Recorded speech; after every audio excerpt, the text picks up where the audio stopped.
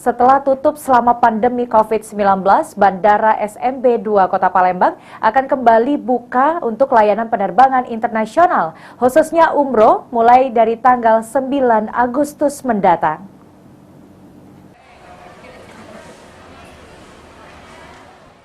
Keterangan tersebut disampaikan oleh Eksekutif General Manager Bandara SMB 2, Iwan Winaya saat ditemui usai melakukan pertemuan dengan Gubernur Sumatera Selatan, Herman Deru di kantor Gubernur Sumatera Selatan pada Jumat sore lalu, di mana penerbangan langsung internasional khusus umroh akan mulai dilakukan pada tanggal 9 Agustus mendatang oleh maskapai Lion Air melalui Bandara SMB 2. Jadwal penerbangan sendiri akan dilakukan selama 2 kali dalam 1 minggunya, yaitu pada hari Rabu dan Kamis.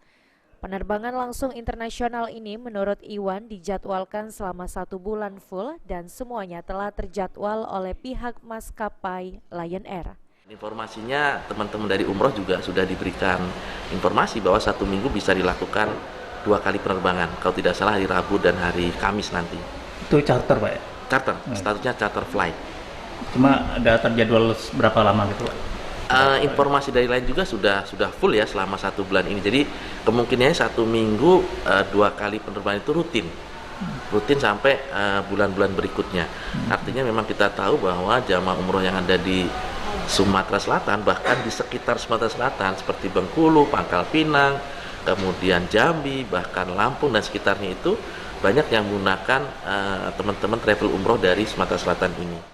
Dengan adanya penerbangan langsung ke Arab Saudi di musim umroh ini sendiri akan berdampak positif bagi dunia penerbangan di Sumatera Selatan sehingga tidak memberatkan para calon jamaah umroh untuk menunaikan ibadahnya, tidak lagi melalui Bandara Soekarno-Hatta. Firman Hidayat, PAL TV.